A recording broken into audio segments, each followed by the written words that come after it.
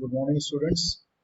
So in today's lecture we are going to discuss a new topic which is known as the graph. और graph में किस तरीके से अपन representation करते हैं वो अपन डिस्कस करेंगे। दो तरीके से इसका रिप्रेजेंटेशन होता है ग्राफ का।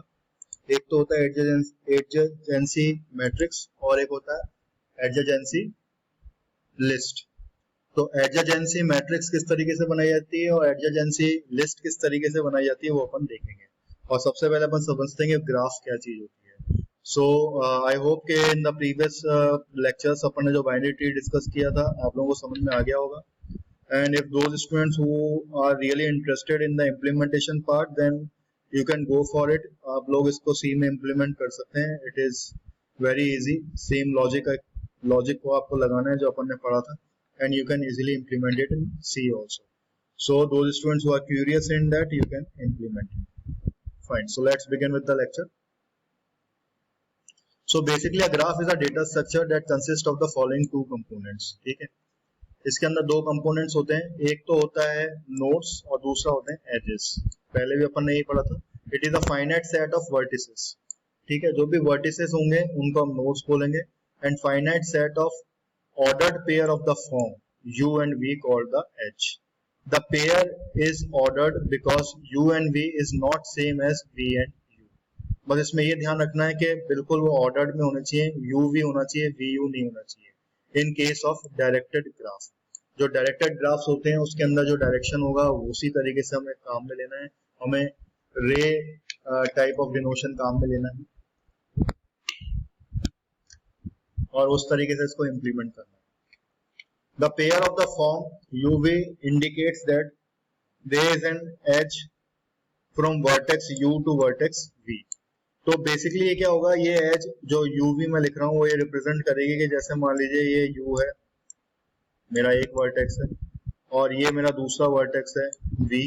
तो ये रिप्रेजेंट करेगी कि मेरा ये U से और V पे ही है, मतलब ये डायरेक्टेड है। ये V से U पे नहीं है, ये U से V में ही है। तो ये डायरेक्टेड ग्राफ का प्रॉपर्टी होती है। द एजेस में कंटेन वेट, वैल्यू और कॉस्ट। अब ये कुछ भी एजेस जो होती हैं वो कुछ भी कंटेन कर सकती हैं, वो वेट भी कर सकती हैं, वैल्यू भी कर सकती है, कॉस्ट भी कर सकती है। ठीक है, इसकी कुछ रियल टाइम एग्जांपल्स हैं ग्राफ के जो मैं आपको बताता हूँ। Graphs are used to represent many real time applications, real life applications.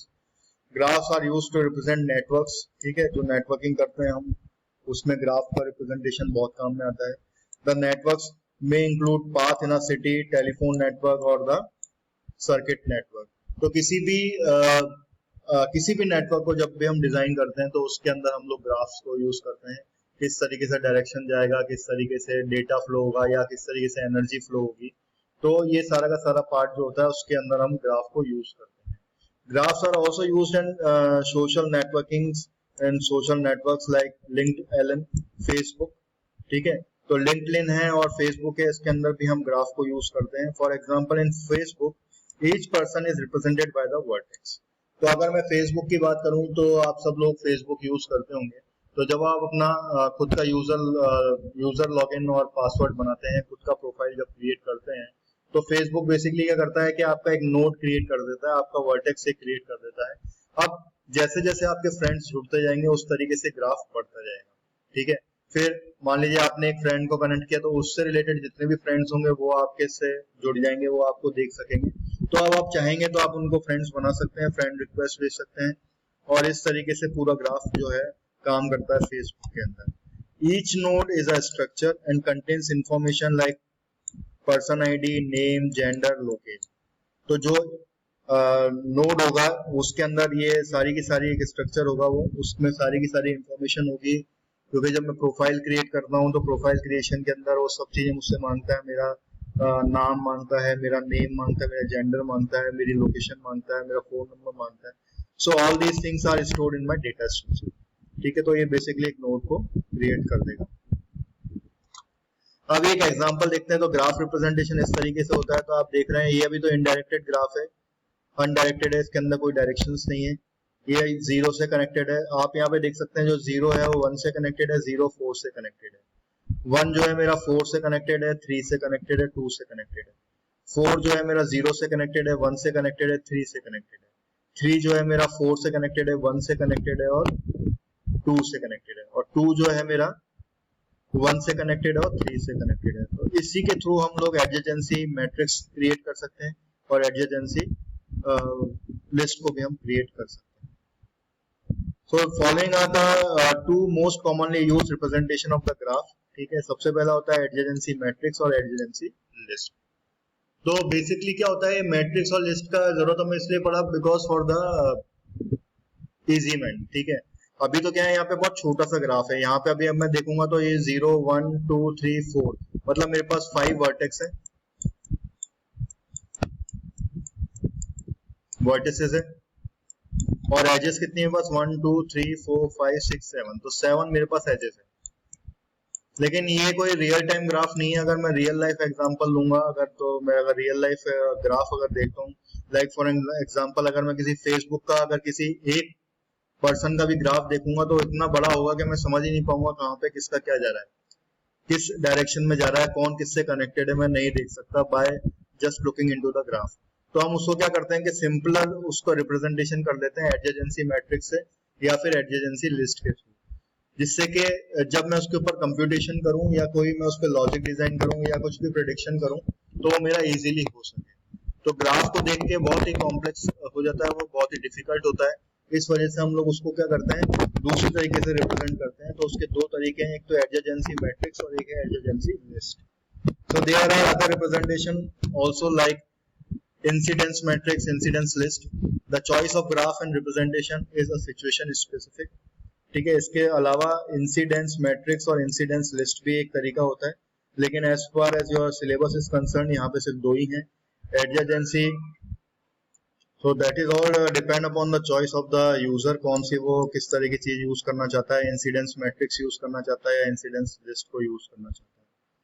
Fine, so this is my adjacency matrix. Adjacency matrix is a 2D array of size v into v.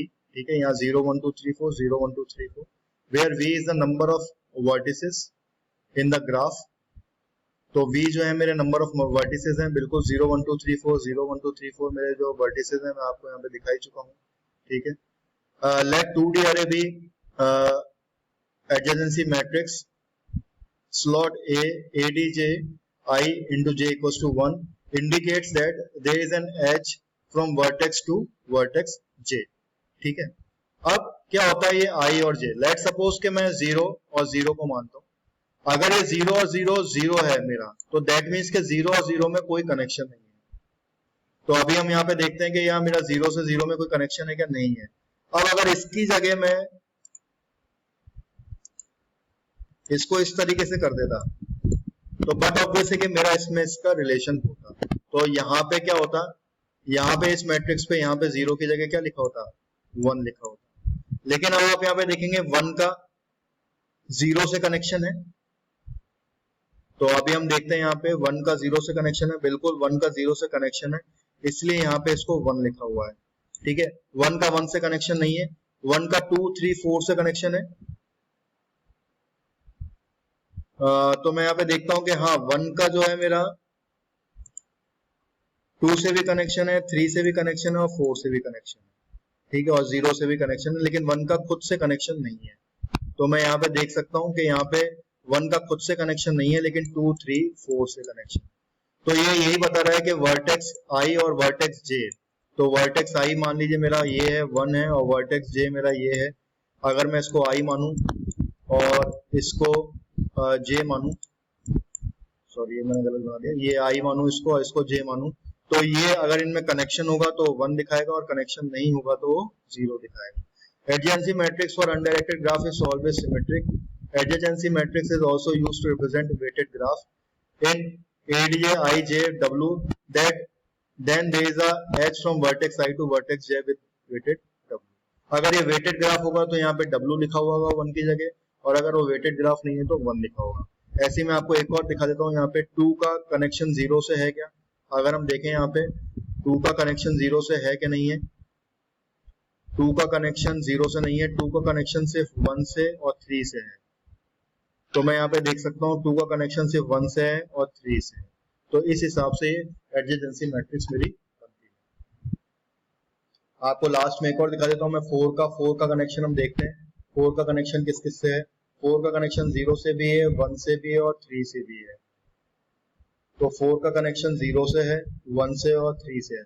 तो इसमें 1, 0, 1 और 3 को मैंने 1 कर दिया और बाकी जो 2 और 4 है उनको मैंने 0 ही रहने दिया।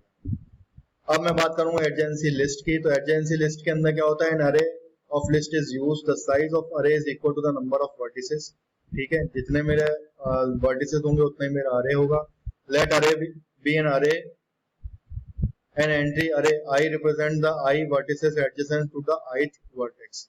ठीक है, तो जो मेरा ith वर्टेक्स होगा उससे मेरा कनेक्शन है कि नहीं है वो मैं देखूंगा। तो यहाँ पे 0 का 1 से कनेक्शन है और 1 का 4 से कनेक्शन है, यही मैंने यहाँ पे देखा है। 0 का 1 से कनेक्शन है और 4 से कनेक्शन है, और फिर उसके बाद 1 का 0 से कनेक्शन है, 4 से कनेक्शन है और 2 से कनेक्शन है और 3 से कनेक्शन है। ठीक है, और यहाँ पे उसका एंड हो गया। तो इस तरीके से मैं लिस्ट का परफॉर्म रिप्रेजेंट कर सकता हूँ। और अगर मेरे को वेटेड ग्राफ बनाना है तो मैं वेटेड ग्राफ के थ्रू भी मैं इसको रिप्रेजेंट कर सकता हूँ। तो मैं अब जैसे मान लीजिए 3 को देखता हूँ, तो 3 को अगर मैं देखूं तो 3 मेरा 1 से कनेक्टेड है और 2 से कनेक्टेड है और 4 से कनेक्टेड है। तो मैं यहाँ पे देख सकता हूँ 3 मेरा 1 से कनेक्टेड है, 4 से कनेक्टेड है और 2 से कनेक्टेड है, और उसके बाद यहाँ पे एंड हो गया। ऐसे अगर मैं 4 की बात करूं तो 4 जो है मेरा 3 से कनेक्टेड है और 2 से कनेक्टेड है और 0 से कनेक्टेड है। तो आप देख सकते हैं 3 से कनेक्टेड है, 0 से कनेक्टेड है और 1 से कनेक्टेड है। तो इस तरीके से हम रिप्रेजेंटेशन कर सकते हैं। अगर मैं लिस्ट की बात करूंगा तो लिस्ट में हम इस तरीके से रिप्रेजेंट कर सकते हैं। ठीक है, लिस्ट में हम इस तरीके से रिप्रेजेंट कर सकते हैं। और अगर मैं मैट्रिक्स की बात कर रहा हूं तो मैट्रिक्स हम इस तरीके से मैट्रिक्स बना के रिप्रेजेंट कर सकते हैं। ठीक है, सो बाय दिस आई होप के आप लोगों को समझ में आ गया होगा किस तरीके से हम ग्राफ का representation by using adjacency matrix और एडजेंसी लिस्ट के थ्रू कर सकते हैं। So by this I end up this lecture. Thank you.